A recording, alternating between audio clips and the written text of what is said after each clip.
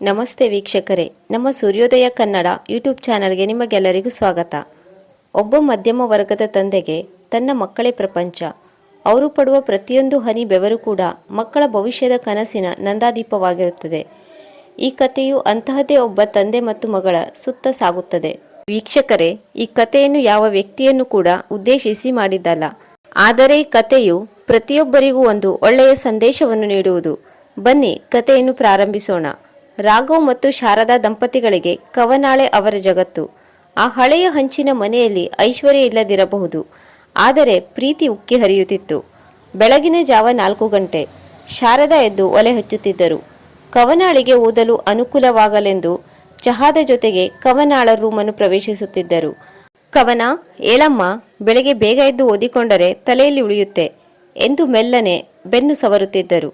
ಶಾರದಾ ಅವರಿಗೆ ಅಕ್ಷರ ಜ್ಞಾನ ಅಷ್ಟಕ್ಕಷ್ಟೇ, ಆದರೆ ವಿದ್ಯೆಯ ಮಹತ್ವ ಅವರಿಗೆ ತಿಳಿದಿತ್ತು.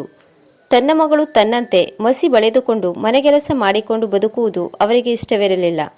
ಅಡುಗೆ ಮನೆಯಲ್ಲಿ ಬೆಳಗಿನ ತಿಂಡಿ ಮಾಡುತ್ತಾ ಶಾರದಮ್ಮ ಹೇಳುತ್ತಿದ್ದರು, ನೋಡು ಕವನ, ನಿನ್ನ ಅಪ್ಪ ಈ ವಯಸ್ಸಿನಲ್ಲೂ ಹಗಲು ರಾತ್ರಿ ಅಂತ ನೋಡದೆ ದುಡಿಯುತ್ತಿದ್ದಾರೆ. ಅವರ ಈ ಹರಿದ ಅಂಗಿ ಹೊಸದಾಗಬೇಕೆಂದರೆ ಅದು ನಿನ್ನ ಓದಿನಿಂದ ಮಾತ್ರ ಸಾಧ್ಯ. ಕವನ ತಾಯಿಯ ಮಾತು ಕೇಳಿ ಪುಸ್ತಕ ಹಿಡಿದು ಕೂರುತ್ತಿದ್ದಳು. ಅವಳಿಗೆ ತಂದೆ ತಾಯಿ ಪಡುವ ಕಷ್ಟ ಅರ್ಥವಾಗುತ್ತಿತ್ತು. ಆದರೆ ಅಂತರಾಳದಲ್ಲಿ ಒಂದು ಸಣ್ಣ ಭಯ ಅವಳನ್ನು ಕಾಡುತ್ತಲೇ ಇತ್ತು. ಕವನ PUC ಮುಗಿಸಿ ಒಳ್ಳೆಯ ಅಂಕಗಳೊಂದಿಗೆ ಪಾಸಾದಾಗ ಮನೆಯಲ್ಲಿ ಹಬ್ಬದ ವಾತಾವರಣವಿತ್ತು. ಆದರೆ ಆ ಸಂಭ್ರಮದ ಹಿಂದೆ ಒಂದು ಕಾರ್ಮೋಡವಿತ್ತು. ಮುಂದಿನ ಓದಿಗೆ ಬೆಂಗಳೂರಿನಂತಹ ದೊಡ್ಡ ನಗರಕ್ಕೆ ಹೋಗಬೇಕು. ಅಲ್ಲಿನ ಖರ್ಚು ವೆಚ್ಚಗಳ ಪಟ್ಟಿಯನ್ನು ನೋಡಿದಾಗ ರಾಘವ್ ಅವರ ಕೈ ನಡುಗಿತು. ಶಾರದಾ, ಮಗಳ ಅಡ್ಮಿಷನ್ಗೆ, ಹಾಸ್ಟೆಲ್ಗೆ, ಕಾಲೇಜಿನ ಖರ್ಚು ವೆಚ್ಚ ಎಲ್ಲ ಸೇರಿ ಸುಮಾರು 2 ಲಕ್ಷ ರೂಪಾಯಿ ಬೇಕಾಗುತ್ತೆ ಅಂತಾರೆ. ನಮ್ಮ ಹತ್ತಿರ ಇರೋದು ಕೇವಲ 20,000. ಏನು ಮಾಡುವುದು ಎಂದು ರಾಘವ್ ಹತಾಶರಾಗಿ ಕೇಳಿದರು. ಅಂದು ರಾತ್ರಿ ಶಾರದಮ್ಮ ತಾನು ಮದುವೆಯಾದಾಗಿನಿಂದ ಕಾಪಾಡಿಕೊಂಡು ಬಂದಿದ್ದ ಸಣ್ಣ ಬಂಗಾರದ ಸರ ಮತ್ತು ಅಮ್ಮ ನೀಡಿದ್ದ ಬಳೆಗಳನ್ನು ಬಿಚ್ಚಿ ರಾಘವ್ನ ಕೈಗಿಟ್ಟರು. ಇದಿಷ್ಟನ್ನು ಮಾರಿ ಅಥವಾ ಅಡವಿಡಿ, ನಮ್ಮ ಹೊಟ್ಟೆಗಿಲ್ಲದಿದ್ದರೂ ಪರವಾಗಿಲ್ಲ. ನನ್ನ ಮಗಳು ಇವತ್ತು ಮನೆ ಹೊಸ್ತಿಲು ದಾಟಿ ಹೋಗಬೇಕು. ಅವಳು ಪಟ್ಟಣದಲ್ಲಿ ದೊಡ್ಡ ಆಫೀಸರ್ ಆಗಿ ಬರೋದನ್ನು ನಾನು ಕಣ್ಣಾರೆ ನೋಡಬೇಕು ಎಂದು ಕಣ್ಣೀರು ಹಾಕಿದರು. ಈ ಸುದ್ದಿ ತಿಳಿಯುತ್ತಿದ್ದ ಹಾಗೆ ಅಕ್ಕಪಕ್ಕದವರು ಹೇಳಿದರು, ಏನ್ ರಾಘವ್, ಹೆಣ್ಣು ಮಗಳನ್ನ ಅಷ್ಟು ದೂರ ಕಳುಹಿಸಿ ಓದಿಸೋದು ಬೇಕಾ? ಅಷ್ಟೊಂದು ಸಾಲ ಮಾಡಿ ಅವಳು ನಾಳೆ ಫೇಲಾದರೆ ಅಥವಾ ಮದುವೆಯಾಗಿ ಪರರ ಮನೆಗೆ ಹೋದರೆ ನಿನ್ನ ಗತಿ ಏನು ಎಂದು ಹೀಯಾಳಿಸಿದರು. ಅದಕ್ಕೆ ರಾಘವ್ ಗಟ್ಟಿಯಾದ ಧ್ವನಿಯಲ್ಲಿ ಉತ್ತರಿಸಿದರು, ನೋಡಿ, ನನ್ನ ಮಗಳು ಏನು ಅಂತ ನನಗೆ ಗೊತ್ತು. ಅವಳು ನನ್ನ ಊರುಗೋಲು. ಅವಳು ಫೇಲ್ ಆಗಲ್ಲ, ನಮಗೆ ಮೋಸ ಮಾಡಲ್ಲ. ಅವಳ ವಿದ್ಯಾಭ್ಯಾಸಕ್ಕೆ ನಾನು ಮಾಡೋದು ಖರ್ಚಲ್ಲ, ಅದು ನಮ್ಮ ಭವಿಷ್ಯದ ಹೂಡಿಕೆ. ಕೊನೆಗೆ ರಾಘವ್ ತಮ್ಮ ಜಮೀನನ್ನು ಅಡವಿಟ್ಟು ಶಾರದಾ ಅವರ ಒಡವೆಗಳನ್ನು ಮಾರಿ 2 ಲಕ್ಷ ರೂಪಾಯಿಗಳನ್ನು ಹೊಂದಿಸಿದರು. ಆ ಹಣವನ್ನು ಒಂದು ಹಳೆಯ ಬಟ್ಟೆಯಲ್ಲಿ ಗಂಟು ಕಟ್ಟಿ ದೇವರ ಮನೆಯಲ್ಲಿಟ್ಟು ಪೂಜೆ ಮಾಡಿದರು. ಬೆಂಗಳೂರಿಗೆ ಹೋಗುವ ದಿನ ಹತ್ತಿರ ಬಂದಿತು. ಶಾರದಮ್ಮ ಮಗಳಿಗೆ ಬೇಕಾದ ಉಪ್ಪಿನಕಾಯಿ, ರೊಟ್ಟಿ, ಅವಲಕ್ಕಿಯನ್ನು ಪ್ರೀತಿಯಿಂದ ತಯಾರಿಸಿ ಡಬ್ಬಿಗಳಲ್ಲಿ ತುಂಬಿದರು. ಕವನ ಬಸ್ ಹತ್ತಲು ಸಿದ್ಧಳಾದಾಗ ಶಾರದಮ್ಮ ಅವಳ ಹಣೆಗೊಂದು ಮುತ್ತು ನೀಡಿ, ಕವನ, ಅಲ್ಲಿ ದೊಡ್ಡ ಪಟ್ಟಣದ ಗಾಳಿ ನಿನಗೆ ಸೋಕದಿರಲಿ. ನಾವು ಇಲ್ಲಿ ಪಡುತ್ತಿರುವ ಕಷ್ಟ ನಿನಗೆ ಸದಾ ನೆನಪಿರಲಿ. ನಿನ್ನ ಅಪ್ಪ ಸಾಲಗಾರನಾಗಿದ್ದಾನೆ. ಆ ಸಾಲವನ್ನು ನಿನ್ನ ಫಲಿತಾಂಶದ ಮೂಲಕ ಮಾತ್ರ ತೀರಿಸಲು ಸಾಧ್ಯ ಎಂದು ಬಿಕ್ಕಳಿಸಿ ಅತ್ತರು. ರಾಘವ್ ಮಗಳನ್ನು ಬಸ್ ಸ್ಟ್ಯಾಂಡ್ಗೆ ಕರೆದುಕೊಂಡು ಹೋಗುವಾಗ ದಾರಿಯುದ್ದಕ್ಕೂ ಹಿತವಚನ ನೀಡುತ್ತಿದ್ದರು. ಮಗಳೇ, 2 ಲಕ್ಷ ಅನ್ನೋದು ನಮಗೆ ಕೇವಲ ಸಂಖ್ಯೆಯಲ್ಲ, ನಮ್ಮ ಜೀವ. ನೀನು ಪ್ರತಿ ಬಾರಿ ಪರೀಕ್ಷೆಗೆ ಕೂತಾಗಲೂ ನನ್ನ ಈ ಒರಟು ಕೈಗಳು ಮತ್ತು ನಿಮ್ಮ ಅಮ್ಮನ ಬರಿದಾದ ಸರವಿಲ್ಲದ ಕುತ್ತಿಗೆ ನಿನಗೆ ನೆನಪಾಗಲಿ ಎಂದರು. ಬಸ್ ಹೊರಟು ಹೋಯಿತು. ಕವನ ಕಿಟಕಿಯ ಪಕ್ಕ ಕುಳಿತು ಅಳುತ್ತಿದ್ದರೆ ದೂರದಲ್ಲಿ ನಿಂತು ಕೈ ಬೀಸುತ್ತಿದ್ದ ತಂದೆ ತಾಯಿಯ ಬಿಂಬ ಮೆಲ್ಲಗೆ ಮರೆಯಾಗುತ್ತಿತ್ತು. ರಾಘವ್ ಮತ್ತು ಶಾರದಾ ಪರಸ್ಪರ ಕೈ ಹಿಡಿದು ನಿಂತಿದ್ದರು. ಆ 2 ಲಕ್ಷದ ಸಾಲದ ಹೊರೆ ಈಗ ಅವರ ಹೆಗಲಿಗಿಂತ ಹೆಚ್ಚಾಗಿ ಅವರ ಹೃದಯದ ಮೇಲೆ ಕುಳಿತಿತ್ತು. ಆದರೆ ಮಗಳು ಸಾಧಿಸುತ್ತಾಳೆ ಎಂಬ ನಂಬಿಕೆ ಆ ಎಲ್ಲ ನೋವನ್ನು ಮರೆಸುವಂತಿತ್ತು. ಬಸ್ ಬೆಂಗಳೂರಿನ ಮೆಜೆಸ್ಟಿಕ್ಗೆ ಬಂದು ನಿಂತಾಗ ಕವನಾಳಿಗೆ ಜಗತ್ತೇ ಅದಿರು ಬದಿರಾದಂತೆ ಕಂಡಿತು. ಹಳ್ಳಿಯ ಶಾಂತ ಪರಿಸರದಲ್ಲಿ ಬೆಳೆದವಳಿಗೆ ನಗರದ ಈ ಗದ್ದಲ, ವಾಹನಗಳ ಸಾಲು ಮತ್ತು ಎತ್ತರದ ಕಟ್ಟಡಗಳು ಬೆಚ್ಚಿ ಬೀಳುವಂತೆ ಮಾಡಿದವು. ಕೈಯಲ್ಲಿ ಹಿಡಿದಿದ್ದ ಹಳೆಯ ಬ್ಯಾಗ್ ಮತ್ತು ತಾಯಿ ಕೊಟ್ಟಿದ್ದ ತಿಂಡಿಯ ಡಬ್ಬಿಗಳು ಅವಳಿಗೆ ತನ್ನ ಹಳ್ಳಿಯ ಬೇರುಗಳನ್ನು ನೆನಪಿಸುತ್ತಿದ್ದವು. ಕವನಾಳನ್ನು ಒಂದು ಪ್ರತಿಷ್ಠಿತ ಕಾಲೇಜಿಗೆ ಸೇರಿಸಿದರು. ಅಲ್ಲಿನ ಹುಡುಗಿಯರು ಫ್ಯಾಷನ್ ಬಟ್ಟೆಗಳನ್ನು ತೊಟ್ಟು ಇಂಗ್ಲಿಷ್ನಲ್ಲಿ ಲವಲವಿಕೆಯಿಂದ ಮಾತನಾಡುತ್ತಿದ್ದರು. ಕವನ ತನ್ನ ಹಳೆಯ ಚೂಡಿದಾರ್ ಮತ್ತು ಎಣ್ಣೆ ಹಚ್ಚಿದ ಜಡೆಯಲ್ಲಿ ಅವರೆಲ್ಲರ ನಡುವೆ ವಿಚಿತ್ರವಾಗಿ ಕಂಡಳು. ಹಾಸ್ಟೆಲ್ನ ಪುಟ್ಟ ಕೋಣೆಯಲ್ಲಿ ಅವಳು ಕುಳಿತಾಗ ತಾಯಿ ಶಾರದ ನೆನಪಾದರು. ಮಗಳೇ, ಹಸಿದಾಗ ಅಮ್ಮ ಇಲ್ಲ ಎಂದು ಅಂದುಕೊಳ್ಳಬೇಡ. ನಾನು ಕೊಟ್ಟಿರೋ ಅವಲಕ್ಕಿ ತಿಂದರೆ ನನ್ನ ಪ್ರೀತಿ ನಿನಗೆ ಸಿಗುತ್ತೆ ಎಂದು ಅಮ್ಮ ಹೇಳಿದ ಮಾತು ಕಿವಿಯಲ್ಲಿ ಅನುರಣಿಸಿತು. ಆದರೆ ಕಾಲೇಜಿನ ಮೊದಲ ದಿನವೇ ಅವಳಿಗೆ ಒಂದು ದೊಡ್ಡ ಸತ್ಯ ದರ್ಶನವಾಯಿತು. ಅಲ್ಲಿ ಇಂಗ್ಲಿಷ್ನಲ್ಲಿ ಪಾಠ ಮಾಡುತ್ತಿದ್ದರು. ಹಳ್ಳಿಯ ಕನ್ನಡ ಮಾಧ್ಯಮದ ಶಾಲೆಯಲ್ಲಿ ಓದಿದ್ದ ಕವನಾಳಿಗೆ ಪ್ರೊಫೆಸರ್ಗಳು ಹೇಳುವ ಅರ್ಧದಷ್ಟು ಮಾತುಗಳು ಅರ್ಥವೇ ಆಗುತ್ತಿರಲಿಲ್ಲ. ಅವಳು ನೋಟ್ಸ್ ಬರೆಯಲು ಪರದಾಡುತ್ತಿದ್ದಳು. ವಾರಕ್ಕೊಮ್ಮೆ ರಾಘವ್ ಮಗಳಿಗೆ ಫೋನ್ ಮಾಡುತ್ತಿದ್ದರು. ಆ ಫೋನ್ ಕರೆಗಳು ಕವನಾಳಿಗೆ ಪ್ರೀತಿಯ ಜೊತೆಗೆ ಒಂದು ಬಗೆಯ ಭಯವನ್ನು ತರಿಸುತ್ತಿದ್ದವು. ಕವನ ಚೆನ್ನಾಗಿದೆಯಾ ಅಮ್ಮ? ಊಟ ಸರಿಯಾಗಿ ಮಾಡ್ತಿದ್ದೀಯಾ? ನಿನ್ನ ಫೀಸ್ ಕಟ್ಟಲು ಈ ತಿಂಗಳು ಸ್ವಲ್ಪ ತಡವಾಯಿತು. ಸಾಹುಕಾರನ ಹತ್ತಿರ ಕೇಳಿ ಹೊಂದಿಸಿದ್ದೇನೆ. ನೀನು ಯಾವುದಕ್ಕೂ ಚಿಂತೆ ಮಾಡಬೇಡ, ಚೆನ್ನಾಗಿ ಓದು ಎನ್ನುತ್ತಿದ್ದರು. ಆ ಕಡೆ ರಾಘವ್ ಮತ್ತು ಶಾರದಮ್ಮ ಊರಿನಲ್ಲಿ ಪಡುತ್ತಿದ್ದ ಕಷ್ಟ ಕವನಾಳಿಗೆ ತಿಳಿದಿತ್ತು. ಅಪ್ಪ ಒಂದು ಸಣ್ಣ ಫ್ಯಾಕ್ಟರಿಯಲ್ಲಿ ಕೆಲಸ ಮಾಡುತ್ತಿದ್ದರು. ಅಮ್ಮ ಸೊಂಟ ನೋವಿದ್ದರೂ ಪಕ್ಕದ ಮನೆಯವರ ಬಟ್ಟೆ ಒಗೆಯುವ ಕೆಲಸಕ್ಕೆ ಹೋಗುತ್ತಿದ್ದರು. ಇದೆಲ್ಲವೂ ಆ 2 ಲಕ್ಷ ರೂಪಾಯಿ ಸಾಲ ತೀರಿಸಲು ಮತ್ತು ಮಗಳ ಖರ್ಚಿಗೆ ಹಣ ಕಳುಹಿಸಲು ಮಾಡುತ್ತಿದ್ದ ಸರ್ಕಸ್ ಆಗಿತ್ತು. ಕವನ ಲೈಬ್ರರಿಯಲ್ಲಿ ಗಂಟೆಗಟ್ಟಲೆ ಕುಳಿತು ಇಂಗ್ಲಿಷ್ ಡಿಕ್ಷನರಿ ಹಿಡಿದು ಓದಲು ಪ್ರಯತ್ನಿಸುತ್ತಿದ್ದಳು. ಆದರೆ ತಲೆಯಲ್ಲಿ ಅಪ್ಪನ ಸಾಲದ ಲೆಕ್ಕಾಚಾರಗಳು ಓಡುತ್ತಿದ್ದವೇ ಹೊರತು ಪುಸ್ತಕದ ಸಾಲುಗಳಲ್ಲ. ಮೊದಲ ಸೆಮಿಸ್ಟರ್ ಪರೀಕ್ಷೆಗಳು ಮುಗಿದವು. ಫಲಿತಾಂಶ ಬಂದ ದಿನ ಕವನಾಳ ಕಾಲುಗಳು ನಡುಗುತ್ತಿದ್ದವು. ನೋಟಿಸ್ ಬೋರ್ಡ್ನಲ್ಲಿ ತನ್ನ ನಂಬರ್ ಹುಡುಕಿದಾಗ ಅಲ್ಲಿ ಕೇವಲ ಕೆಂಪು ಗೆರೆಗಳಿದ್ದವು. ಅವಳು 3 ಪ್ರಮುಖ ವಿಷಯಗಳಲ್ಲಿ ಅನುತ್ತೀರ್ಣಳಾಗಿದ್ದಳು. ಅಪ್ಪ ಅಮ್ಮ ನಿಮಗೆ ಮುಖ ಹೇಗೆ ತೋರಿಸಲಿ ಎಂದು ಹಾಸ್ಟೆಲ್ ಕೋಣೆಯ ಮೂಲೆಯಲ್ಲಿ ಕುಳಿತು ಬಿಕ್ಕಿ ಬಿಕ್ಕಿ ಎತ್ತಳು. ತಾಯಿ ತನಗಾಗಿ ಕೊಟ್ಟ ಒಡವೆಗಳು, ಅಪ್ಪ ಅಡವಿಟ್ಟ ಜಮೀನು ಎಲ್ಲವೂ ಅವಳ ಕಣ್ಣ ಮುಂದೆ ಸಿನಿಮಾ ದೃಶ್ಯದಂತೆ ಸುಳಿದವು. ಮರುದಿನ ಊರಿನಿಂದ ಫೋನ್ ಬಂದಿತು. ಅಪ್ಪನ ಉತ್ಸಾಹದ ಧ್ವನಿ ಕೇಳಿ ಅವಳಿಗೆ ಮಾತೆ ಹೊರಡಲಿಲ್ಲ. ಏನಮ್ಮ ಕವನ, ರಿಸಲ್ಟ್ ಬಂತಾ? ಎಷ್ಟು ಅಂಕ ಬಂತು? ಕವನ ಅಳುತ್ತಾ ಸತ್ಯ ಹೇಳಿದಳು. ಅಪ್ಪ, ನಾನು ಫೇಲ್ ಆಗಿದ್ದೇನೆ. ಒಂದು ಕ್ಷಣ ಆ ಕಡೆಯಿಂದ ಮೌನ ಆವರಿಸಿತು. ರಾಘವ್ ಅವರ ಎದೆಯಲ್ಲಿ ನೋವಿನ ಮಿಂಚು ಸಂಚರಿಸಿತು. ಆದರೆ ಅವರು ಧೈರ್ಯಗುಂದಲಿಲ್ಲ. ಪಕ್ಕದಲ್ಲಿದ್ದ ಶಾರದಮ್ಮನ ಕಣ್ಣೀರನ್ನು ಒರೆಸುತ್ತಾ ಹೇಳಿದರು, ಪರವಾಗಿಲ್ಲ ಕವನ, ಅಳಬೇಡ ಮಗಳೇ. ಹೊಸ ಜಾಗ, ಇಂಗ್ಲಿಷ್ ನಿನಗೆ ಕಷ್ಟ ಆಗಿರಬಹುದು. ಸೋಲಿಗೆ ಹೆದರಬೇಡ. ನಾನು ಈ ಸಲವೂ ಫೀಸ್ ಪಾವತಿಸುತ್ತೇನೆ. ನೀನು ಧೈರ್ಯವಾಗಿ ಮುಂದೆ ಓದು. ನಮಗೆ ನಿನ್ನ ಮೇಲೆ ನಂಬಿಕೆ ಇದೆ. ಅಪ್ಪ ಹೇಳಿದ ಪರವಾಗಿಲ್ಲ ಎಂಬ ಮಾತು ಸಮಾಧಾನ ನೀಡುವ ಬದಲು ವಿಷದಂತೆ ಕಂಡಿತು. ಅಪ್ಪ ಯಾಕೆ ನನ್ನನ್ನು ಬೈಯಲಿಲ್ಲ? ಅವರು ಬೈದಿದ್ದರೆ ಚೆನ್ನಾಗಿತ್ತು. ಅವರು ಕೊಟ್ಟ ಪ್ರೀತಿ ನನಗೆ ಭಾರವಾಗುತ್ತಿದೆ ಎಂದು ಅವಳು ಹಲುಬಿದಳು. ರಾಘವ್ ಮತ್ತೆ ಸಾಲಗಾರರ ಮನೆಗೆ ಹೋದರು. ಇನ್ನೊಂದು 50,000 ಬೇಕು ಸಾಹುಕಾರ್ರೆ, ಮಗಳು ಮುಂದಿನ ಪರೀಕ್ಷೆ ಕಟ್ಟಬೇಕು ಎಂದು ಕೈ ಮುಗಿದು ನಿಂತರು. ಆ ಸಾಲದ ಬೆಟ್ಟ ಏರುತ್ತಲೇ ಇತ್ತು. ಕವನ ಈಗ ಪುಸ್ತಕಗಳಿಗಿಂತ ಹೆಚ್ಚಾಗಿ ತನ್ನ ಅಪ್ಪನ ಬೆವರಿನ ಬೆಲೆಗೆ ಹೆದರತೊಡಗಿದ್ದಳು. ಮಹಾನಗರದ ಈ ವೇಗದ ಬದುಕಿನಲ್ಲಿ ಅವಳು ಒಬ್ಬಂಟಿಯಾಗಿದ್ದಳು. ಅವಳ ಸುತ್ತಲಿನ ಹವ್ಯಾಸಗಳು, ಗೆಳೆಯರು ಯಾರು ಅವಳ ನೋವನ್ನು ಹಂಚಿಕೊಳ್ಳುವ ಸ್ಥಿತಿಯಲ್ಲಿರಲಿಲ್ಲ. ಅವಳು ದಿನವಿಡೀ ಓದುತ್ತಿದ್ದಳು. ಆದರೆ ಆ ಓದಿನಲ್ಲಿ ಜ್ಞಾನಕ್ಕಿಂತ ಹೆಚ್ಚಾಗಿ ಸಾಲ ತೀರಿಸಬೇಕು ಎಂಬ ಆತಂಕವೇ ತುಂಬಿತ್ತು. ಮೊದಲ ಸೆಮಿಸ್ಟರ್ನಲ್ಲಿ ಫೇಲ್ ಆದ ನೋವು ಕವನಾಳನ್ನು ಅಕ್ಷರಶಃ ಕುಗ್ಗಿಸಿತು. ಹಳ್ಳಿಗೆ ಹೋಗಿ ಅಪ್ಪ ಅಮ್ಮನ ಮುಖ ನೋಡುವ ಧೈರ್ಯ ಅವಳಿಗಿರಲಿಲ್ಲ. ಆದರೆ ರಜೆಗೆ ಮನೆಗೆ ಬಂದಾಗ ಕಂಡ ದೃಶ್ಯ ಅವಳ ಎದೆ ಸೀಳುವಂತಿತ್ತು. ಮನೆಗೆ ಬಂದ ಕವನಾಳಿಗೆ ಅಮ್ಮ ಮೊದಲಿನಂತೆ ಉತ್ಸಾಹದಿಂದ ಇರುವಂತೆ ಕಾಣಲಿಲ್ಲ. ಅಮ್ಮನ ಮುಖ ಬಿಳುಚಿಕೊಂಡಿತ್ತು. ಕಣ್ಣುಗಳು ಗುಳಿಬಿದ್ದಿದ್ದವು. ಅಡುಗೆ ಮನೆಯಲ್ಲಿ ಪಾತ್ರೆಗಳ ಸದ್ದಿಗಿಂತ ಹೆಚ್ಚಾಗಿ ಶಾರದಾ ಅವರ ಕೆಮ್ಮಿನ ಸದ್ದೆ ಹೆಚ್ಚಾಗಿ ಕೇಳಿಸುತ್ತಿತ್ತು. ಅಮ್ಮ, ಏನಾಯ್ತು ನಿನಗೆ? ಯಾಕೆ ಇಷ್ಟು ಸುಸ್ತಾಗಿದ್ದೀಯಾ ಎಂದು ಕವನ ಕೇಳಿದಾಗ ಶಾಂತಮ್ಮ ಸುಳ್ಳು ನಗೆ ಬೀರುತ್ತಾ, ಏನಿಲ್ಲಮ್ಮ, ಸ್ವಲ್ಪ ಜ್ವರ ಅಷ್ಟೇ. ಮಗಳೇ, ನೀನು ಬಂದಿದ್ದೀಯಲ್ಲ, ಈಗ ಎಲ್ಲವೂ ವಾಸಿಯಾಯಿತು ಎಂದರು. ಆದರೆ ಅಸಲಿ ವಿಷಯವೇನೆಂದರೆ ಕವನಾಳ ಕಾಲೇಜು ಫೀಸ್ ಮತ್ತು ಹಾಸ್ಟೆಲ್ ಖರ್ಚಿಗೆ ಹಣ ಹೊಂದಿಸಲು ರಾಘವ್ ಮತ್ತು ಶಾರದಾ ಹೊಟ್ಟೆಗಿಲ್ಲದಿದ್ದರೂ ದುಡಿಯುತ್ತಿದ್ದರು.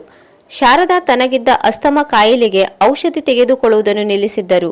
ಆ ಔಷಧದ ಹಣವನ್ನು ಉಳಿಸಿ ಮಗಳ ಖರ್ಚಿಗೆ ಕಳುಹಿಸುತ್ತಿದ್ದರು. ಕವನಾಳಿಗೆ ಇದರ ಬಗ್ಗೆ ತಿಳಿದಾಗ ಅವಳು ಅಸಹಾಯಕತೆ ಸುಳಿಯಲ್ಲಿ ಸಿಲುಕಿದಳು. ಒಂದು ಸಂಜೆ ಮನೆಯ ವರಾಂಡದಲ್ಲಿ ರಾಘವ್ ಒಬ್ಬರೇ ಕುಳಿತು ಲೆಕ್ಕ ಹಾಕುತ್ತಿದ್ದರು. ಅವರ ಕೈಲಿದ್ದ ಹಳೆಯ ಡೈರಿಯಲ್ಲಿ ಸಾಲದ ಮೊತ್ತ 2 ಲಕ್ಷದಿಂದ 3 ಲಕ್ಷಕ್ಕೆ ಏರಿತ್ತು. ಊರಿನ ಸಾಹುಕಾರ ಶಂಕರಪ್ಪ ಮನೆಗೆ ಬಂದು ಅಬ್ಬರಿಸತೊಡಗಿದರು. ನೋಡು ರಾಘವ್, ನಿನ್ನ ಮಗಳು ಪರೀಕ್ಷೆಯಲ್ಲಿ ಫೇಲಾಗುತ್ತಿದ್ದಾಳೆ ಅಂತ ಇಡೀ ಊರೇ ಆಡಿಕೊಳ್ಳುತ್ತಿದೆ. ನೀನು ನೋಡಿದರೆ ಇನ್ನು ಅಸಲು ಕಟ್ಟಿಲ್ಲ, ಬಡ್ಡಿಯೂ ಬಾಕಿ ಇದೆ. ಇನ್ನು 1 ತಿಂಗಳಲ್ಲಿ ಹಣ ಕೊಡದಿದ್ದರೆ ನಿನ್ನ ಜಮೀನು ನನ್ನ ಪಾಲಾಗುತ್ತದೆ. ನೆನಪಿಟ್ಟುಕೋ ಎಂದು ಎಚ್ಚರಿಸಿ ಹೋದನು. ಕವನ ಬಾಗಿಲ ಹಿಂದೆ ನಿಂತು ಇದೆಲ್ಲವನ್ನು ಕೇಳಿಸಿಕೊಳ್ಳುತ್ತಿದ್ದಳು. ಅವಳಿಗೆ ತಾನು ಓದುತ್ತಿರುವ ಪ್ರತಿಯೊಂದು ಪದವು ಅಪ್ಪನ ರಕ್ತದ ಹನಿಯಂತೆ ಕಂಡಿತು. ಮತ್ತೆ ಬೆಂಗಳೂರಿಗೆ ಮರಳಿದ ಕವನ ಈ ಬಾರಿ ಹಗಲು ರಾತ್ರಿ ಎನ್ನದೆ ಓದಲು ಶುರು ಮಾಡಿದಳು. ನಿದ್ದೆಗೆಟ್ಟು ಕಣ್ಣು ಕೆಂಪಾಗಿದ್ದವು. ಗೆಳತಿಯರು ಸಿನಿಮಾ ಮೋಜು ಮಸ್ತಿ ಎನ್ನುತ್ತಿದ್ದರೆ ಕವನ ಲೈಬ್ರರಿಯ ಮೂಲೆಯಲ್ಲಿ ಕುಳಿತು ಇಂಗ್ಲಿಷ್ ಪದಗಳ ಅರ್ಥ ಹುಡುಕುತ್ತಿದ್ದಳು. ಆದರೆ ವಿಧಿಯ ಆಟ ವಿಚಿತ್ರವಾಗಿತ್ತು. ಪರೀಕ್ಷೆಯ ಹಿಂದಿನ ದಿನವೇ ಹಳ್ಳಿಯಿಂದ ಫೋನ್ ಬಂದಿತ್ತು. ಶಾರದಾವರ ಆರೋಗ್ಯ ತೀರಾ ಹದಗೆಟ್ಟು ಆಸ್ಪತ್ರೆಗೆ ಸೇರಿಸಲಾಗಿತ್ತು. ತಂದೆ ಗಾಬರಿಯಿಂದ ಫೋನ್ ಮಾಡಿದ್ದರು. ಕವನ, ಅಮ್ಮನಿಗೆ ಹುಷಾರಿಲ್ಲಮ್ಮ, ಆದರೆ ನೀನು ಬರಬೇಡ, ನಿನ್ನ ಪರೀಕ್ಷೆ ಮುಖ್ಯ. ಅಮ್ಮನಿಗೆ ನಿನ್ನ ರಿಸಲ್ಟೇ ಮದ್ದು ಎಂದರು. ಮನಸ್ಸು ಅಮ್ಮನ ಬಳಿ ಇತ್ತು, ಕೈ ಪುಸ್ತಕ ಹಿಡಿದಿತ್ತು. ಈ ಗೊಂದಲದಲ್ಲಿ ಬರೆದ ಪರೀಕ್ಷೆಗಳು ಸರಿಯಾಗಿ ಸಾಗಲಿಲ್ಲ. 2ನೇ ವರ್ಷದ ಫಲಿತಾಂಶ ಬಂದಾಗಲೂ ಕವನ 2 ಮುಖ್ಯ ವಿಷಯಗಳಲ್ಲಿ ಫೇಲ್ ಆಗಿದ್ದಳು. ಫಲಿತಾಂಶ ಕೇಳಿ ರಾಮಣ್ಣ ಕುಸಿದು ಹೋಗಲಿಲ್ಲ. ಬದಲಾಗಿ ಅವರು ಮತ್ತಷ್ಟು ಮೌನವಾದರು. ಮಗಳಿಗೆ ಫೋನ್ ಮಾಡಿ, ಕವನ ಬೇಸರ ಮಾಡಿಕೊಳ್ಳಬೇಡ, ನಾವು ಸೋತಿರೋದು ಪರೀಕ್ಷೆಯಲ್ಲ, ಬಡತನದಲ್ಲಿ. ನಾನು ಈ ಸಲವೂ ನಿನ್ನ ಪರೀಕ್ಷೆ ಫೀಸ್ ಕಟ್ಟುತ್ತೇನೆ. ನೀನು ಓದನ್ನು ಮಾತ್ರ ಬಿಡಬೇಡ, ನಾನು ಪಾವತಿಸುತ್ತೇನೆ ಎಂದು ಭರವಸೆ ನೀಡಿದರು. ಆದರೆ ಕವನಾಳಿಗೆ ಆ ಮಾತುಗಳು ಭರವಸೆಯಾಗಿ ಕೇಳಿಸಲಿಲ್ಲ. ಬದಲಾಗಿ ತಾನು ಅಪ್ಪನಿಗೆ ಮಾಡುತ್ತಿರುವ ಮಹಾದ್ರೋಹದಂತೆ ಭಾಸವಾಯಿತು. ತಂದೆಯ ಆ ಪರವಾಗಿಲ್ಲ ಎಂಬ ಮಾತು ಅವಳ ಮನಸ್ಸನ್ನು ಚುಚ್ಚತೊಡಗಿತು. ಅಪ್ಪ ಯಾಕೆ ನನ್ನನ್ನು ಬೈಯುವುದಿಲ್ಲ? ನೀವು ಬೈದರೆ ನನ್ನ ಮನಸ್ಸು ಹಗುರವಾಗುತ್ತಿತ್ತು. ನಿಮ್ಮ ಈ ಮೌನದ ಪ್ರೀತಿ ನನ್ನನ್ನು ಉಸಿರುಗಟ್ಟಿಸುತ್ತಿದೆ ಎಂದು ಮನಸ್ಸಿನಲ್ಲಿ ಅರಚಿಕೊಂಡಳು. ಅವಳು ತನ್ನ ಹಾಸ್ಟೆಲ್ ಕೋಣೆಯ ಕಿಟಕಿಯಿಂದ ಹೊರಗೆ ನೋಡಿದಳು. ಅಲ್ಲಿ ಬೆಂಗಳೂರಿನ ಮಿಂಚುವ ದೀಪಗಳು ಅವಳ ಬಡತನವನ್ನು ನೋಡಿ ಅಣುಕಿಸುವಂತೆ ಕಂಡವು. ಅಪ್ಪ ಊರಿನಲ್ಲಿ ಬೆವರು ಹರಿಸಿ ದುಡಿಯುತ್ತಿದ್ದರೆ ತಾನು ಇಲ್ಲಿ ಪದೇ ಪದೇ ಫೇಲಾಗುತ್ತಿರುವುದು ಅವಳಿಗೆ ಅಕ್ಷಮ್ಯ ಅಪರಾಧವಾಗಿ ಕಂಡಿತು. ಸಾಲದ ಮೊತ್ತ ಏರುತ್ತಿದೆ, ತಾಯಿಯ ಆರೋಗ್ಯ ಹದಗೆಡುತ್ತಿದೆ, ತಂದೆಯ ನಂಬಿಕೆ ಅಚಲವಾಗಿದೆ. ಈ 3 ಒತ್ತಡಗಳ ನಡುವೆ ಕವನಾಳ ಮಾನಸಿಕ ಸ್ಥಿತಿ ಸಮತೋಲನ ಕಳೆದುಕೊಂಡಿತು. ಅವಳು ಈಗ ಓದಿನ ಬಗ್ಗೆ ಯೋಚಿಸುವುದಕ್ಕಿಂತ ಹೆಚ್ಚಾಗಿ ತನ್ನ ಅಸ್ತಿತ್ವದ ಬಗ್ಗೆಯೇ ಪ್ರಶ್ನೆ ಮಾಡಿಕೊಳ್ಳತೊಡಗಿದಳು. ಬೆಂಗಳೂರಿನಲ್ಲಿ ಮಳೆ ಸುರಿಯುತ್ತಿತ್ತು. ಆಕಾಶದಿಂದ ಬೀಳುತ್ತಿದ್ದ ಪ್ರತಿ ಹನಿಯು ಕವನಾಳ ಕಣ್ಣೀರಿನಂತೆ ಭಾಸವಾಗುತ್ತಿತ್ತು. ಹಾಸ್ಟೆಲ್ನ ಕಿಟಕಿಯ ಗಾಜುಗಳ ಮೇಲೆ ಮಳೆ ಹನಿಗಳ ಮಬ್ಬು ಮೂಡಿಸಿದ್ದವು. ಹಾಗೆಯೇ ಅವಳ ಭವಿಷ್ಯವೂ ಕೂಡ ಅಷ್ಟೇ ಮಬ್ಬಾಗಿತ್ತು. ಅಂತಿಮ ವರ್ಷದ ಫಲಿತಾಂಶ ಬಂದ ನಂತರ ಕವನ ಒಂದು ಅನಿವಾರ್ಯ ಮತ್ತು ಅಂತಿಮ ತೀರ್ಮಾನಕ್ಕೆ ಬಂದಳು. ಅಂದು ಮಧ್ಯಾಹ್ನ ರಾಘವ್ ಅವರು ಫೋನ್ ಮಾಡಿದರು. ಅವರ ಧ್ವನಿಯಲ್ಲಿ ಮೊದಲಿನ ಉತ್ಸಾಹವಿರಲಿಲ್ಲ, ಬರೀ ದಣಿವಿತ್ತು. ಕವನ, ಹೇಗಿದ್ದೀಯಮ್ಮ? ಈ ಬಾರಿ ರಿಸಲ್ಟ್ ಬಂದಿದೆಯಲ್ಲ, ಫೇಲಾಗಿದ್ದೀಯಾ ಅಂತ ಗೆಳೆಯ ಸಿದ್ದಪ್ಪ ಹೇಳಿದ. ಚಿಂತೆ ಮಾಡಬೇಡ ಮಗಳೇ, ನಾನು ಕಾಲೇಜಿಗೆ ಬಂದಿದ್ದೆ. ಪ್ರೊಫೆಸರ್ ಹತ್ತಿರ ಮಾತನಾಡಿದ್ದೇನೆ. ಇನ್ನೊಂದು ಅವಕಾಶ ಇದೆಯಂತೆ, ಅದಕ್ಕೂ ಕೂಡ ನಾನೇ ಫೀಸ್ ಪಾವತಿಸುತ್ತೇನೆ. ಸಾಲದ ಬಗ್ಗೆ ನೀನು ತಲೆ ಕೆಡಿಸಿಕೊಳ್ಳಬೇಡ, ನಿನ್ನ ಅಪ್ಪ ಇನ್ನೂ ಗಟ್ಟಿಯಾಗಿದ್ದಾನೆ ಎಂದರು. ರಾಘವ್ ಅವರಿಗೆ ತಿಳಿದಿರಲಿಲ್ಲ, ಆ 2 ಲಕ್ಷದ ಸಾಲ ಈಗ ಬಡ್ಡಿ ಸೇರಿ 4 ಲಕ್ಷದ ಗಡಿ ದಾಟಿತ್ತು. ಮನೆಯ ಜಮೀನು ಹರಾಜಿಗೆ ಬರುವ ಹಂತಕ್ಕೆ ತಲುಪಿತ್ತು. ಶಾರದಾ ಅವರು ಆಸ್ಪತ್ರೆಯ ಬೆಡ್ ಮೇಲೆ ಮಲಗಿದ್ದರು. ಮಗಳಿಗೆ ವಿಷಯ ತಿಳಿಸಬೇಡಿ, ಅವಳು ಓದಲಿ ಎಂದು ಕಣ್ಣೀರು ಹಾಕುತ್ತಿದ್ದರು. ಅಪ್ಪನ ಆ ನಾನು ಪಾವತಿಸುತ್ತೇನೆ ಎಂಬ ಮಾತು ಕವನಾಳ ಕಿವಿಯಲ್ಲಿ ಗುಡುಗಿನಂತೆ ಕೇಳಿಸಿತು. ಇನ್ನಷ್ಟು ಹಣ ಎಲ್ಲಿಂದ ತರುತ್ತಾರೆ ಅಪ್ಪ? ನನ್ನ ಮೇಲೆ ಇಟ್ಟಿರುವ ಈ ನಂಬಿಕೆಯನ್ನು ಹೊರುವ ಶಕ್ತಿ ನನಗಿಲ್ಲ. ನಾನು ಗೆಲ್ಲಲಾರದ ಯುದ್ಧದಲ್ಲಿ ಅವರು ಸೈನಿಕನಂತೆ ಹೋರಾಡುತ್ತಿದ್ದಾರೆ ಎಂದು ಕವನ ಮರುಗಿದಳು. ರಾತ್ರಿ 12 ಗಂಟೆ. ಹಾಸ್ಟೆಲ್ ಕೋಣೆಯಲ್ಲಿ ಎಲ್ಲರೂ ಮಲಗಿದ್ದರು. ಕವನ ಮಾತ್ರ ಎಚ್ಚರವಾಗಿದ್ದಳು. ಅವಳ ಮುಂದೆ ಅಪ್ಪನ ಒರಟು ಕೈಗಳು, ಅಮ್ಮನ ಬರಿದಾದ ಕುತ್ತಿಗೆ ಮತ್ತು ಸಾಲಗಾರರ ಚುಚ್ಚು ಮಾತುಗಳು ಸುಳಿದಾಡುತ್ತಿದ್ದವು. ಅವಳು ತನ್ನ ಮಾರ್ಕ್ಸ್ ಕಾರ್ಡ್ಗಳನ್ನು ನೋಡಿದಳು. ಅಲ್ಲಿನ ಕೆಂಪು ಅಂಕಗಳು ಅವಳಿಗೆ ರಕ್ತದ ಹನಿಗಳಂತೆ ಕಂಡವು. ನಾನು ಓದಲಿಕ್ಕಾಗಿ ಹುಟ್ಟಿಲ್ಲವೋ ಅಥವಾ ಈ ವ್ಯವಸ್ಥೆಯೇ ನನಗೆ ಅರ್ಥವಾಗುತ್ತಿಲ್ಲವೋ ತಿಳಿಯುತ್ತಿಲ್ಲ. ಆದರೆ ನನ್ನ ಈ ಅಸ್ತಿತ್ವ ಅಪ್ಪನಿಗೆ ಕೇವಲ ಆರ್ಥಿಕ ಹೊರೆಯಾಗುತ್ತಿದೆ ಎಂದು ಅವಳು ನಿರ್ಧರಿಸಿದಳು. ಅವಳು ಅಂದುಕೊಂಡಳು, ನಾನು ಬದುಕಿದ್ದರೆ ಅಪ್ಪ ಇನ್ನೂ ಸಾಲ ಮಾಡುತ್ತಾರೆ. ನಾನು ಹೋದರೆ ಕನಿಷ್ಠ ಪಕ್ಷ ಅವರು ಸಾಲ ಮಾಡುವುದನ್ನಾದರೂ ನಿಲ್ಲಿಸುತ್ತಾರೆ. ಇದು ಅತಿರೇಕದ ಆಲೋಚನೆಯಾದರೂ ಆ ಕ್ಷಣದ ಅವಳ ಮಾನಸಿಕ ಒತ್ತಡಕ್ಕೆ ಅದೇ ಸರಿಯಾದ ದಾರಿಯಂತೆ ಕಂಡಿತು. ಕವನ ತನ್ನ ಡೈರಿಯಿಂದ ಒಂದು ಬಿಳಿ ಹಾಳೆ ಹರಿದಳು. ದೀಪದ ಬೆಳಕಿನಲ್ಲಿ ಅವಳ ಕೈ ನಡುಗುತ್ತಿತ್ತು.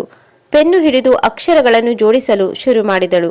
ಆ ಪತ್ರದಲ್ಲಿ ಅವಳು ತನ್ನ ಇಡೀ ಬದುಕಿನ ನೋವನ್ನು ಸುರಿದಳು. ಪೂಜ್ಯ ಅಪ್ಪನಿಗೆ ಮತ್ತು ಅಮ್ಮನಿಗೆ ನಿಮ್ಮ ಮಗಳು ಮಾಡುವ ನಮಸ್ಕಾರಗಳು. ಅಪ್ಪ, ನೀವು ನನ್ನ ಮೇಲೆ ಇಟ್ಟ ನಂಬಿಕೆ ಎಷ್ಟು ದೊಡ್ಡದೋ ಅಷ್ಟೇ ದೊಡ್ಡ ಅಪರಾಧಿ ನಾನು. ನೀವು ಪ್ರತಿ ಬಾರಿ ಪರವಾಗಿಲ್ಲ ಓದು ಅಂದಾಗಲೆಲ್ಲ ನನ್ನ ಹೃದಯ ಚೂರಾಗುತ್ತಿತ್ತು. ನೀವು ಕಟ್ಟಿದ 2.5 ಲಕ್ಷ ರೂಪಾಯಿ ಅದು ಕೇವಲ ಹಣವಲ್ಲ, ಅದು ನಿಮ್ಮ ರಕ್ತ. ಅದನ್ನು ಸಾರ್ಥಕ ಮಾಡಲು ನನ್ನಿಂದ ಸಾಧ್ಯವಾಗುತ್ತಿಲ್ಲ. ನಾನು ಪ್ರತಿ ಬಾರಿಯೂ ಸೋಲುತ್ತಿದ್ದೇನೆ ಅಪ್ಪ. ಈ ನಗರ, ಈ ಇಂಗ್ಲಿಷ್ ಮಾಧ್ಯಮ ನನಗಿಂತ ತುಂಬಾ ವೇಗವಾಗಿದೆ. ನಾನು ಎಷ್ಟು ಓಡಿದರೂ ಅದನ್ನು ತಲುಪಲು ಸಾಧ್ಯವಾಗುತ್ತಿಲ್ಲ. ನನ್ನನ್ನು ಓದಿಸಲು ನೀವು ಮಾಡಿದ ಸಾಲದ ಹೊರೆ ನಿಮ್ಮನ್ನು ದಿನೇ ದಿನೇ ಕೊಲ್ಲುತ್ತಿದೆ. ನಾನು ಇದ್ದರೆ ನೀವು ಇನ್ನಷ್ಟು ಸಾಲ ಮಾಡುತ್ತೀರಿ. ಅದಕ್ಕೆ ಅಪ್ಪ, ನಾನು ನನ್ನ ಜೀವನದ ಅಂತಿಮ ರಜೆಯನ್ನು ಘೋಷಿಸಿಕೊಳ್ಳುತ್ತಿದ್ದೇನೆ. ಈ ಜನ್ಮಕ್ಕೆ ನಾನೇನು ನೀಡಲು ಸಾಧ್ಯವಾಗಲಿಲ್ಲ. ಆದರೆ ಒಂದು ಮಾತು ಮಾತ್ರ ಸತ್ಯ, ಈ ಇಡೀ ಜಗತ್ತಿನಲ್ಲಿ ನೀವೇ ವಿಶ್ವದ ಅತ್ಯುತ್ತಮ ತಂದೆ. ನನ್ನನ್ನು ಕ್ಷಮಿಸಿಬಿಡಿ ಅಪ್ಪ. ಅಮ್ಮನನ್ನು ಚೆನ್ನಾಗಿ ನೋಡಿಕೊಳ್ಳಿ. ಪತ್ರ ಬರೆದು ಮುಗಿಸಿದಾಗ ಹಾಳೆ ಕಣ್ಣೀರಿನಿಂದ ಒದ್ದೆಯಾಗಿತ್ತು. ಪತ್ರವನ್ನು ಬೆಡ್ ಮೇಲೆ ನೀಟಾಗಿ ಮಡಚಿಟ್ಟಳು. ಅಪ್ಪ ಅಮ್ಮನ ಫೋಟೋವನ್ನು ಒಮ್ಮೆ ಎದೆಗೆ ಅಪ್ಪಿಕೊಂಡಳು. ಹೊರಗೆ ಮಳೆ ನಿಂತಿತು. ಆದರೆ ಅವಳ ಜೀವನದ ಬಿರುಗಾಳಿ ಅಂತಿಮ ಘಟ್ಟಕ್ಕೆ ತಲುಪಿತ್ತು. ಅವಳು ತನ್ನ ದುಪ್ಪಟ್ಟವನ್ನು ಫ್ಯಾನ್ಗೆ ಸಿಕ್ಕಿಸಿ ಪ್ರಾಣ ತ್ಯಾಗ ಮಾಡುವ ಮೊದಲು ಕೊನೆಯ ಬಾರಿಗೆ ತನ್ನ ಹಳ್ಳಿಯ ಮಣ್ಣಿನ ವಾಸನೆಯನ್ನು ನೆನಪು ಮಾಡಿಕೊಂಡಳು. ಬೆಳಿಗ್ಗೆ ಹಾಸ್ಟೆಲ್ ವಾರ್ಡನ್ ಬಾಗಿಲು ತಟ್ಟಿದಾಗ ಯಾವುದೇ ಸದ್ದಿರಲಿಲ್ಲ. ಬಾಗಿಲು ಮುರಿದು ಒಳಗೆ ಬಂದಾಗ ಕಂಡಿದ್ದು ಗಾಳಿಯಲ್ಲಿ ತೂಗುತ್ತಿದ್ದ ಕವನಾಳ ಶವ ಮತ್ತು ಬೆಡ್ ಮೇಲಿದ್ದ ಆ ನೋವಿನ ಪತ್ರ. ರಾಘವ್ ಅವರು ಬೆಂಗಳೂರಿಗೆ ಬಂದಾಗ ಅವರ ಕೈಯಲ್ಲಿ ಕವನಾಳ ಪದವಿ ಸರ್ಟಿಫಿಕೇಟ್ ಇರಬೇಕಿತ್ತು. ಆದರೆ ಅವರಿಗೆ ಸಿಕ್ಕಿದ್ದು ಅವಳ ಅಂತಿಮ ಪತ್ರ. ಈ ಕಥೆಯು ಇಲ್ಲಿಗೆ ಮುಕ್ತಾಯವಾಗುವುದಿಲ್ಲ. ಇದು ಸಮಾಜಕ್ಕೆ ದೊಡ್ಡ ಪ್ರಶ್ನೆಯನ್ನು ಒಡ್ಡುತ್ತದೆ. ಸಾಲವೇನು ತೀರಿಸಬಹುದು, ಆದರೆ ಕಳೆದುಕೊಂಡ ಜೀವನವನ್ನು ತರಲು ಸಾಧ್ಯವೇ? ಈ ಕಥೆಯ ಮೂಲಕ ನಾವು ಹೇಳ ಬಯಸುವುದು ಒಂದೇ, ಜೀವನವು ಪರೀಕ್ಷೆಗಿಂತ ದೊಡ್ಡದು. ಅಪ್ಪ ಅಮ್ಮನಿಗೆ ನಿಮ್ಮ ಯಶಸ್ಸಿಗಿಂತ ನಿಮ್ಮ ಅಸ್ತಿತ್ವವೇ ಮುಖ್ಯ. ಪ್ರತಿಯೊಬ್ಬ ಪೋಷಕರಿಗೂ ಒಂದು ಮಾತು, ಮಕ್ಕಳ ಮೇಲೆ ಅತಿಯಾದ ನಿರೀಕ್ಷೆ ಅಥವಾ ಅತಿಯಾದ ಭಾವನಾತ್ಮಕ ಒತ್ತಡ ಹೇರುವುದು ಕೆಲವೊಮ್ಮೆ ಅಪಾಯಕಾರಿ. ಅವರಿಗೆ ಕೇವಲ ಓದೊಂದೇ ಜೀವನವಲ್ಲ ಎಂಬ ಅರಿವು ಮೂಡಿಸಬೇಕು. ಇನ್ನು ವಿದ್ಯಾರ್ಥಿಗಳೇ, ಪರೀಕ್ಷೆಯ ಸೋಲು ಜೀವನದ ಸೋಲಲ್ಲ. ಪ್ರಾಣ ಕಳೆದುಕೊಳ್ಳುವುದು ಸಮಸ್ಯೆಗೆ ಪರಿಹಾರವಲ್ಲ. ತಂದೆ ತಾಯಿಗೆ ಬೇಕಿರುವುದು ನಿಮ್ಮ ಯಶಸ್ಸಲ್ಲ, ನಿಮ್ಮ ಜೀವ. ಹಾಸ್ಟೆಲ್ನ ಸಣ್ಣ ಕೋಣೆಯಲ್ಲಿ ರಾಘವ್ ಕುಳಿತಿದ್ದರು. ಅವರ ಕೈಯಲ್ಲಿ ಮಗಳು ಬರೆದ ಆ ಕೊನೆಯ ಪತ್ರವಿತ್ತು. ಸುತ್ತಲೂ ಪೊಲೀಸರು, ಕಾಲೇಜಿನ ಅಧಿಕಾರಿಗಳು ಮತ್ತು ಜನರ ಗುಂಪು ಇತ್ತು. ಆದರೆ ರಾಘವ್ ಅವರಿಗೆ ಯಾವುದೂ ಕೇಳಿಸುತ್ತಿರಲಿಲ್ಲ.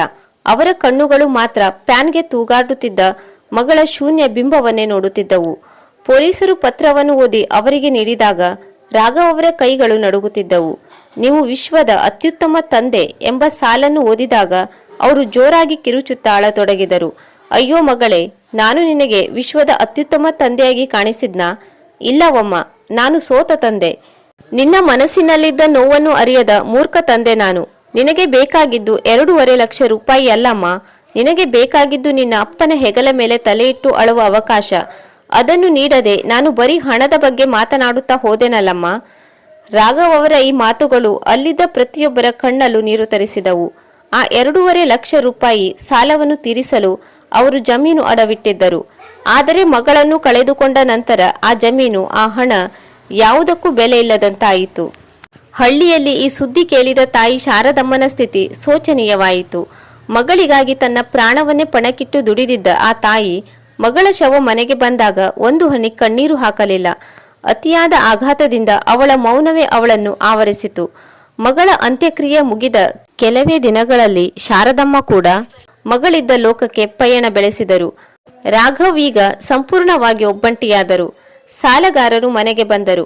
ಆದರೆ ಅಲ್ಲಿ ಕಿತ್ತುಕೊಳ್ಳಲು ಏನೂ ಉಳಿದಿರಲಿಲ್ಲ. ಜಮೀನು ತಗೊಳ್ತೀರಾ ತಗೊಳ್ಳಿ, ಮನೇನು ಹರಾಜು ಹಾಕ್ತೀರಾ ಹಾಕಿ, ಆದರೆ ನನ್ನ ಮಗಳನ್ನು ಮರಳಿ ತಂದು ಕೊಡ್ತೀರಾ ಎಂದು ರಾಘವ್ ಕೇಳಿದಾಗ ಸಾಲಗಾರರು ತಲೆ ತಗ್ಗಿಸಿ ನಿಂತರು. ಕೆಲವು ವರ್ಷಗಳ ನಂತರ ರಾಘವ್ ಅದೇ ಹಳ್ಳಿಯ ಶಾಲೆಯ ಮುಂದೆ ಕುಳಿತು ಮಕ್ಕಳನ್ನು ನೋಡುತ್ತಿದ್ದರು. ಈಗ ಅವರು ಸಾಲಗಾರರಲ್ಲ, ಬದಲಾಗಿ ಮಕ್ಕಳ ಮೇಲೆ ನಿರೀಕ್ಷೆಯ ಹೊರಹೇರುವ, ಪೋಷಕರಿಗೆ ಬುದ್ಧಿ ಹೇಳುವ ದೊಡ್ಡವರಾಗಿದ್ದರು. ಅವರು ಎಲ್ಲ ಪೋಷಕರಿಗೂ ಒಂದೇ ಒಂದು ಮಾತು ಹೇಳುತ್ತಿದ್ದರು, ಮಕ್ಕಳಿಗೆ ಓದಿಗಿಂತ ನಿಮ್ಮ ಪ್ರೀತಿ ಮುಖ್ಯ.